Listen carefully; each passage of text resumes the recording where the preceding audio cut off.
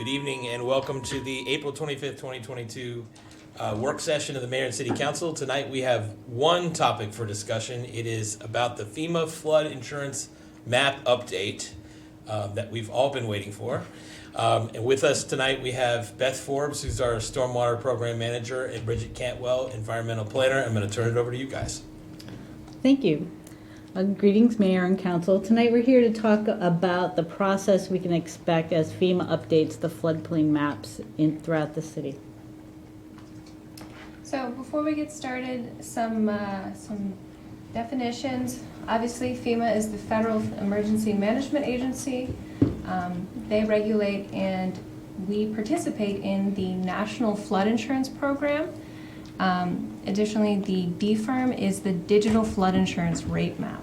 So just so we know, the DFIRM provides regulations for flood insurance requirements, sets policy costs, and so this regulations apply to structures in the floodplain which may be required to have flood insurance, specifically homes and businesses in high-risk flood areas such as FEMA regulated floodplain with government-backed mortgages. So we have two separate floodplains. There is the FEMA floodplain, and then additionally we have a City of Gaithersburg floodplain. The DFIRM maps only impact the Federal Emergency Management Agency's floodplains, not the cities. So just so we have a general idea of where floodplains are in the city, this is the 2006 FIRM map. This is based on data that was modeled, I believe, in 1980s, so it's out of date, but just so you have a general idea of the locations of our watercourses as well as the FEMA regulated floodplains. So as Bridget said, the floodplains were last modeled in the 1980s. When we had the 2006 version of the floodplains, they were just a digital copy of the paper maps that were modeled in the 80s. So the 80s were probably based on topography that from USGS maps from the 1960s, and these will be more up to date because they're going to be based on LIDAR. FEMA is doing all of Maryland. We're the last county in Maryland, and so they're doing the floodplains in the city of Rockville and the county, because those are the three jurisdictions in the county that have a floodplain ordinance. It's taken a long time to get this far, and we just saw the draft floodplains last summer. It's going to be a couple more years probably before this whole process is done. So the proposed impacts to the city, unfortunately the data is not finalized nor is it publicly available. We did a cursory review earlier in the summer, or so I guess almost a year ago. Based on that kind of unreleased preliminary data, there was 428 additional parcels that will include FEMA regulated floodplain. Additionally, 97 parcels will no longer include FEMA regulated floodplain. As I said, we provided comments on that cursory review, and the partner, which is FEMA's mapping partner, Wood, is working on the remodeling now. FEMA will provide a list of properties with regulated structures once they are complete, so this will help guide our outreach and help target individuals who we absolutely need to contact. Additionally, the City of Gaithersburg does not determine which property owners are required to get flood insurance. As mentioned, this is a federal program which we participate in so that our city residents have a reduced insurance cost, but we do not make any final determinations. So, timeline of events. Right now, we're just before preliminary map release. As mentioned, we're kind of about 2 months behind what was initially forecast as the release of the preliminary map data. So right now, kind of adjusting for, pandemic, we anticipate this summer we will have a release of the preliminary map data. At that time, it will initiate the planning for a CCO meeting, and we'll talk a little bit more about that. Once the CCO meeting is held, we will have a 90-day appeal period.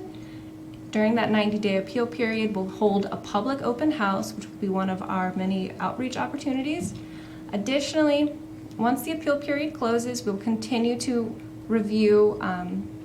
We will no longer receive appeals. However, FEMA will continue to review the appeals that have been submitted within that time period. At the point of resolution of the submitted appeals, they will issue a letter of final determination. We will be then required to update our floodplain ordinance.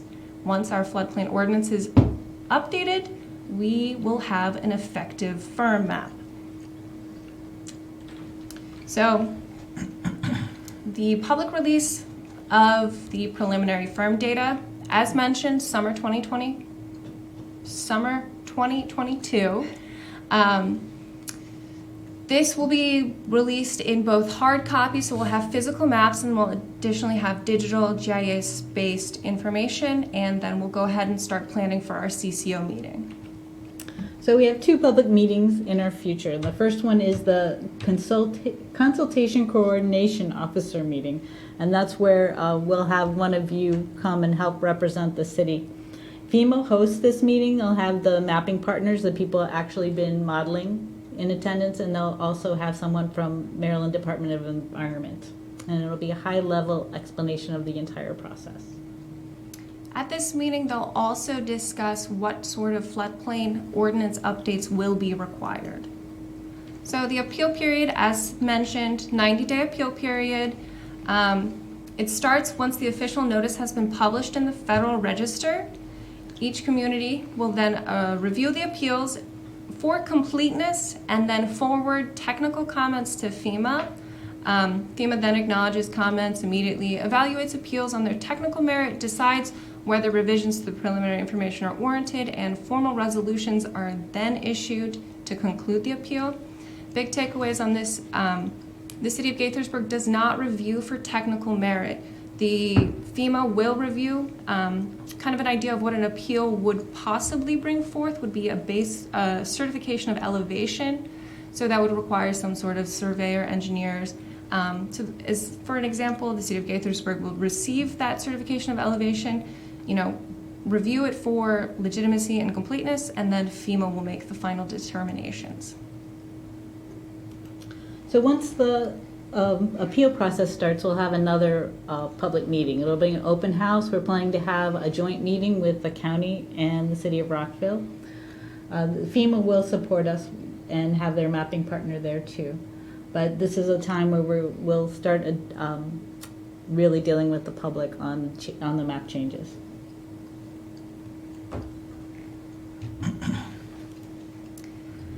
Again, once the appeal period closes, no new appeals will be received. However, appeals submitted within the appeal period will continue to be reviewed by FEMA. So once FEMA is done looking at all the different appeals and comes to a resolution, they will issue a letter of final determination. They'll issue it to each of the chief executive officer in each of the municipalities.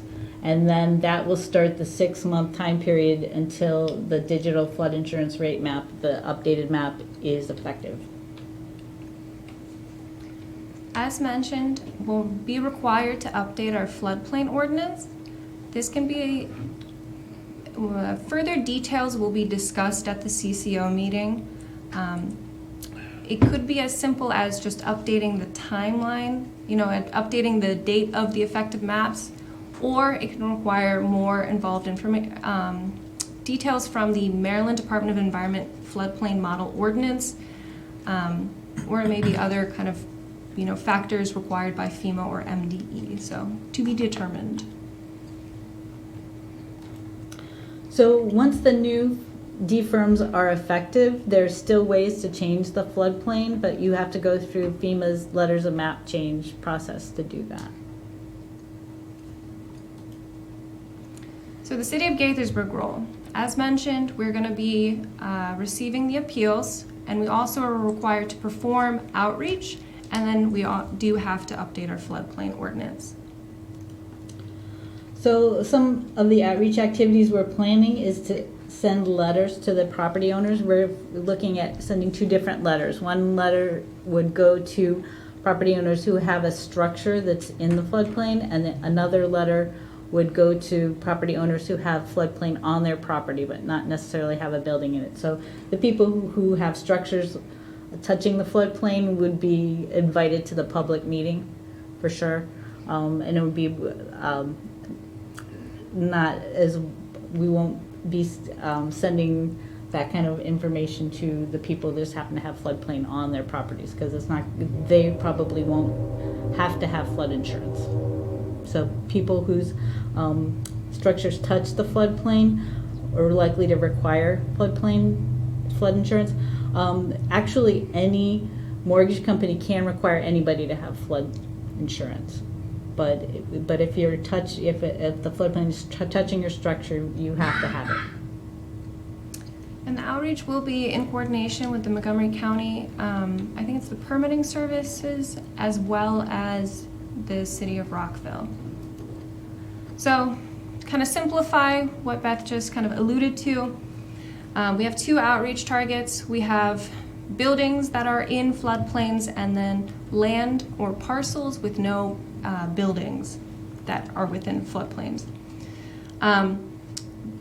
These individuals, Outreach Group 1, will have letters sent to the property address, and this is where floodplain touches structures. They most likely will be required to have flood insurance.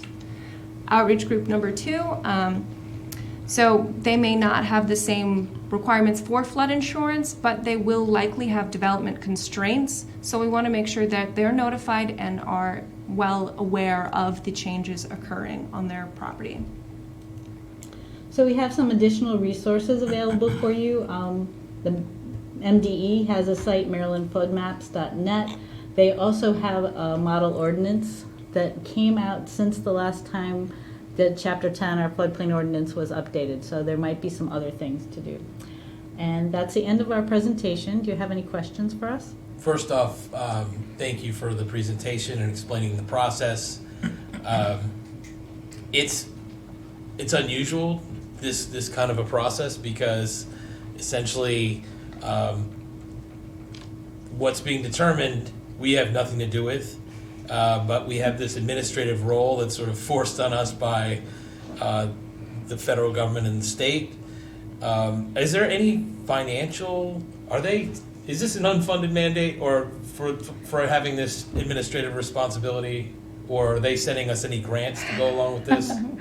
I am not aware of FEMA providing us any funds to do the outreach.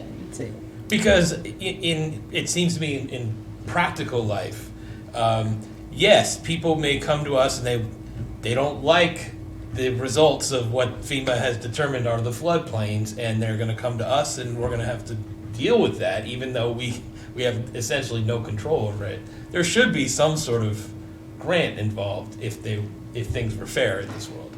So is the outreach tied to the ordinance change, or is there some separate federal mandate from FEMA that we as a city, probably in contravention of the 10th Amendment of the Bill of Rights, have to do these things? We are required through the FEMA map update to provide outreach. And FEMA additionally has to do some outreach. Their outreach is 2 legal ads that have to run in the classified section. So it's a little bit different, and I think that it behooves us to inform our constituents, and so that's plenty good. Come on up, Dennis. One benefit of participating with the FEMA is the individuals who have to get insurance do get a reduced rate under the FEMA model. So that is one of the benefits of the city participating in the program, because technically we don't have to, is my understanding, but we have done so partly because of the zoning regulations, but also to get that benefit to the residents. Gotcha. Thanks. So not Neil, go ahead. So I'm curious about the appeal process, since I don't have any familiarity with this. Is the appeal filed by the property owner or by the city? Who's got the responsibility there? The property owner has the responsibility to apply for the appeal. So the city does not seek to appeal, because we will have submitted all of our comments prior to the release of the public data. And the basis for an appeal would be based on the geography and based on the topography that the person believes that there's something wrong and that they're not really in a floodplain or whatever? So Yeah. the floodplain data is determined by LiDAR. So that's more of, if you imagine there's a plane that emits light and kind of measures how long it takes for that light to bounce back. And so that gives you some elevations.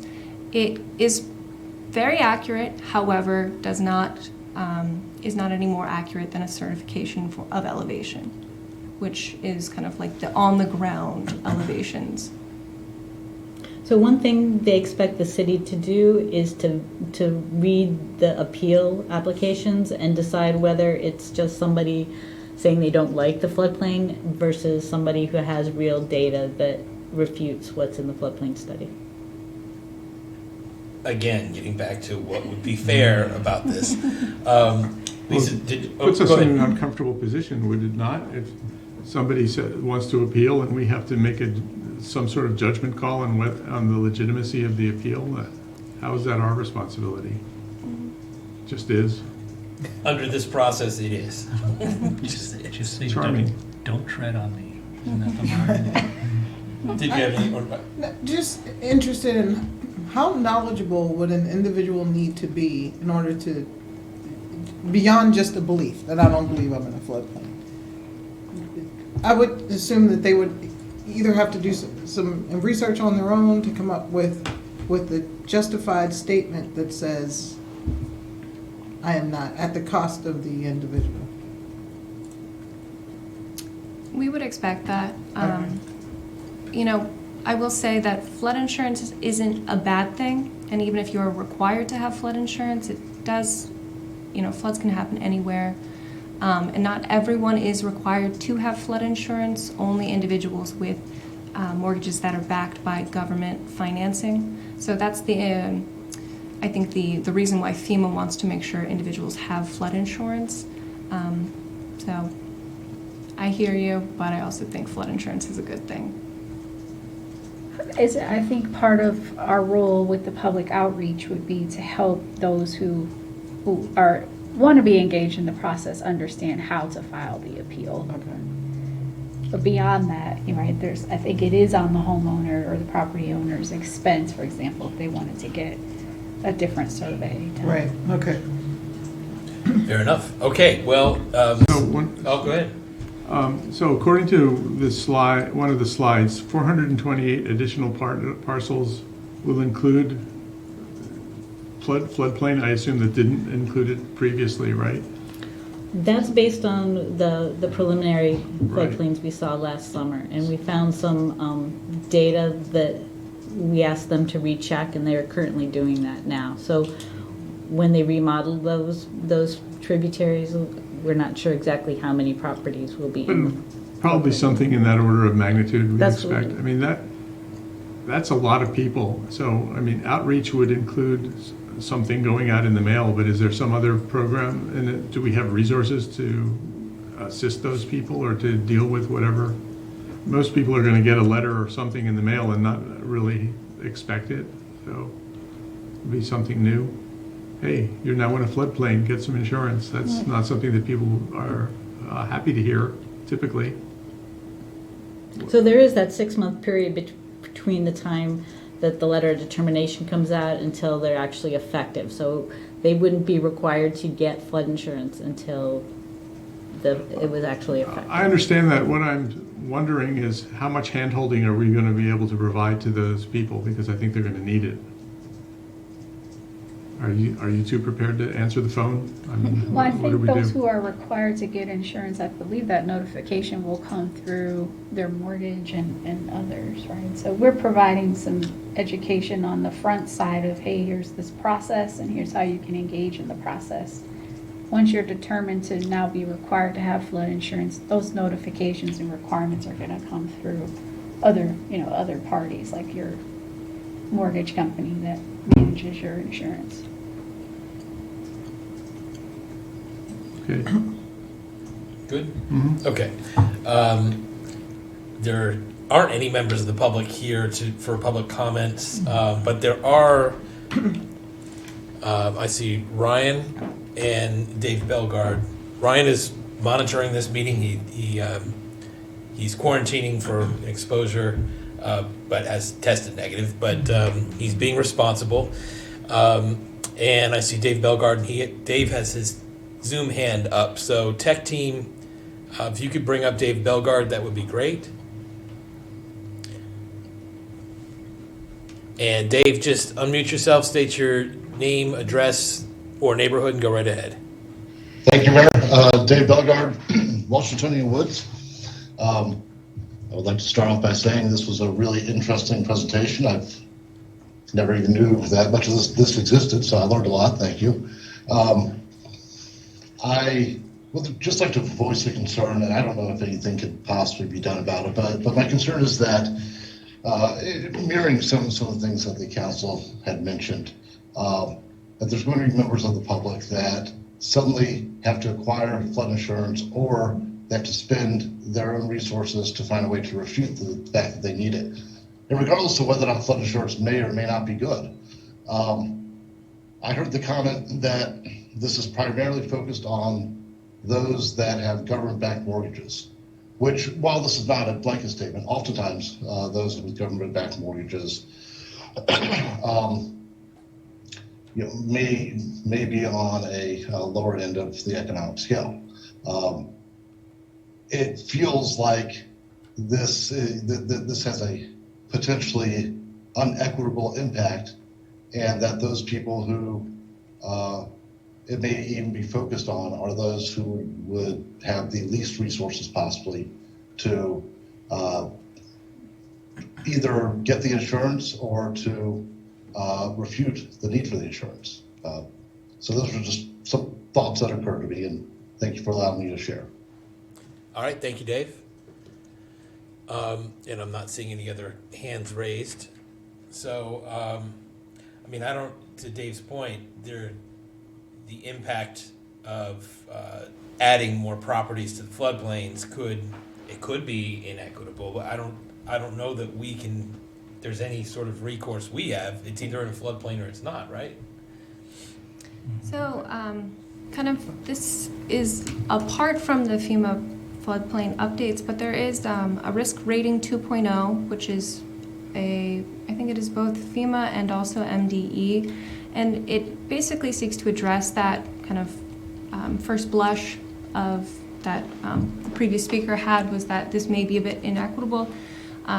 Risk rating 2.0 kind of takes into account, what is the valuation of the property? Do you have floodways? Is your property built at an elevation? For example, do you have a crawl space that allows flood to travel, therefore not kind of risking damage to any of your personal belongings? And it'll kind of incentivize some of those building updates. This is not something that really, this is more of a flood proofing, if you will, segue, which I think is also a good thing. People should definitely flood proof their homes. But that's not necessarily DFIRM updates. That's more of a general floodplain management question. Lisa, you had a question? Just for clarification, the government-backed loans, you said, are required to have flood insurance anyway? No, only if you're in a high flood hazard area, such as the regulated FEMA floodplain. Okay, so regardless of how this map comes out, if FEMA's already determined, then you're paying insurance anyway. Correct. On a government-backed loan? Yes. Okay. All right. Well, any other questions or comments or anything from other staff? Not seeing anything. So you guys, I mean, this just is what it is. You guys are not looking for guidance from us. We're just proceeding. So there you have it. I will just note that since we've finished this conversation, that I'm looking up the date for the next meeting, which is on May 2nd, the next regular meeting of the Mayor and City Council. And until then, let's do great things. Gaithersburg, we are adjourned.